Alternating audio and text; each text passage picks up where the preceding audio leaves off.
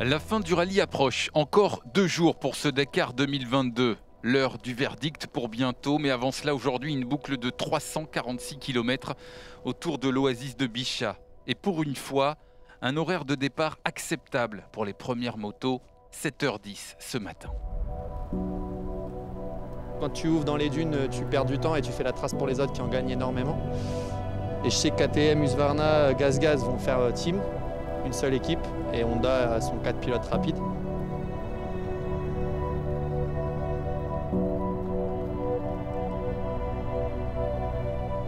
En fait, vous savez quoi, j'ai pas fait de stratégie, je suis peut-être le seul à pas en avoir fait et peut-être que ça marchera comme ça. Je vais être tout seul. Je vais être tout seul, à moi de jouer.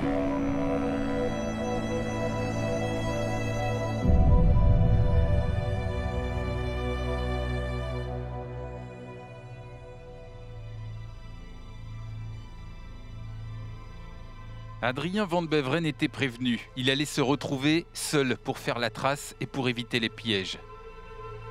Pas de cadeau de ce parti devant lui qui défendait les positions de leurs équipiers mieux classés au général. Le jour où il ne fallait pas se perdre, le Français rate son coup. Mauvaise navigation, 21 minutes de perdu sur les plus rapides du jour. Cauchemardesque, je ne sais pas si c'est le mot, mais ça a été une journée difficile, c'est sûr.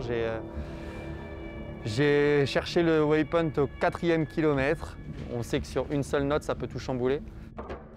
Mais bon, c'est comme ça. J'ai voulu donner le meilleur sur chaque instant et quand on fait ça, voilà, c'est tout. J'ai pas de regrets, non. J'ai pas de regrets. La stratégie, c'est la stratégie et c'est comme ça. Pour Kevin Benavides, un sourire aujourd'hui. Le vainqueur 2021 du Dakar, hors du coup et qui n'avait pas pu finir l'étape hier, mais qui, avec les nouvelles règles des rallye raids, avait le droit d'être au départ ce matin. Il saisit sa chance. L'Argentin gagne la spéciale. Matthias Walkner était à 8 minutes de Van Beveren ce matin. Il passe devant le Français avec sa 4e place, mais il n'est pas le seul. Car l'homme du jour, et peut-être de ce rallye 2022, c'est Sam Sunderland. Une 2e place à 4 secondes de Benavides. Voilà le Britannique leader avant les 164 km de spécial demain.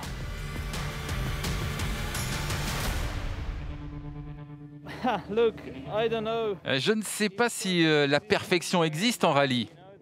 Il y a toujours quelque chose que vous auriez pu faire mieux ou quelque chose qui va vous frustrer.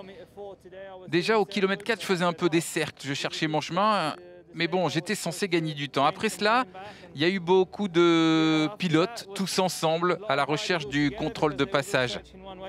Et puis j'étais dans la poussière pendant 50 km, et vous pouvez l'imaginer, le stress qui commence à monter quand vous êtes dans la poussière, de garçons qui sont plus lents, mais en même temps vous vous êtes trompé. Il suffit d'être patient maintenant, d'attendre un terrain plus ouvert pour recommencer. Mais c'est pas si facile à gérer. Un grand jour pour Kevin Benavides et Sam Sunderland. Walkner et Quintanilla, eux, concèdent plus de temps qu'ils ne l'auraient souhaité. Sunderland, Quintanilla, Walkner, Van Beveren, avant demain, avantage aux Britanniques vainqueurs du rallye en 2017. Mais sait-on jamais ?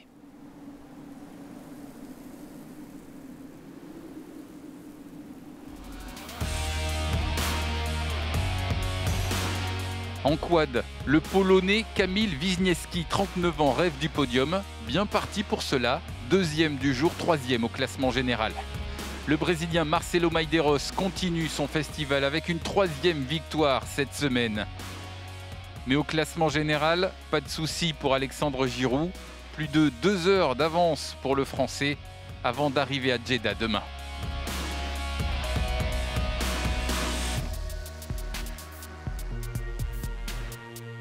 Vous voulez savoir ce que ça fait d'être dans une voiture quand on perd le contrôle? Vous allez être servi.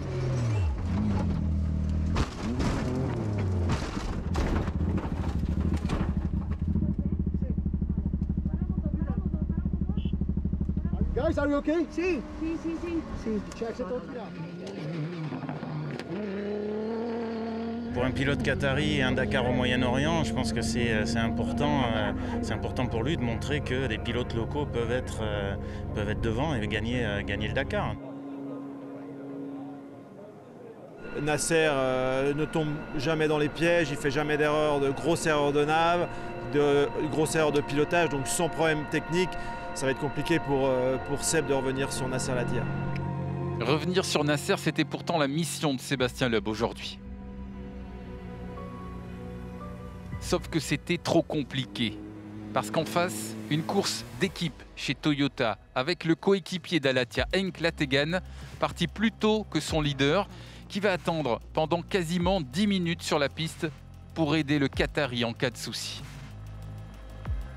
Vous n'avez pas besoin de gagner tous les jours. Vous savez, vous devez être vraiment concentré à 100% juste pour finir, sans prendre de risques. Et Nasser Al-Attiyah n'a pris aucun risque. Le Qatari tout proche de gagner son premier Dakar sur le sol arabe.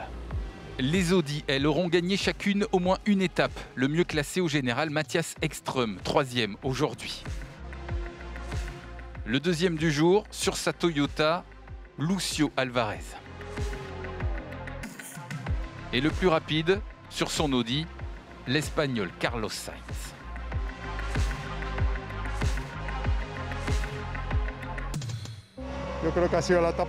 C'était l'étape la plus difficile. Il y avait un peu de tout en termes de terrain. C'était en fait comme tout un Dakar en une seule étape. Vraiment difficile, mais je suis content de ma journée. Yazid Al-Rajhi et son copilote Michael Orr ont misé sur la régularité depuis le début. Ça leur aura réussi 3e du général. Pour la première fois demain, on pourrait donc voir un Saoudien sur le podium en Arabie Saoudite.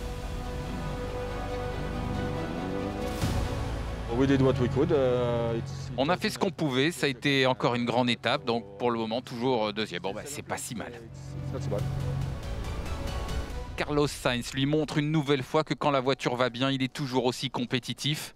Au classement général, Nasser Al-Attiyah a un matelas suffisant, 33 minutes d'avance sur Loeb avant la dernière journée.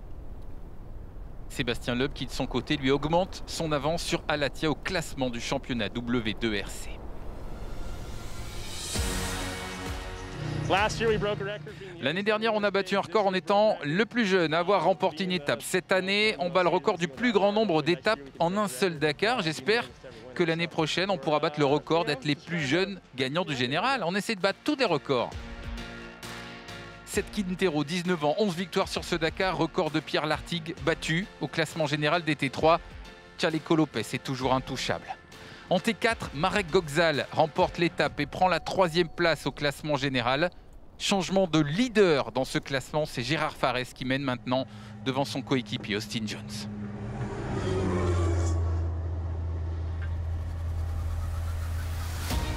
En camion, c'est enfin le moment de savoir qui sera le patron des Kamaz. 15 secondes d'écart seulement aujourd'hui entre Andrei Karginov et Edouard Nikolaev. Dimitri Snotnikov, 3e du jour, contrôle. Il devrait gagner la course entre Russes demain.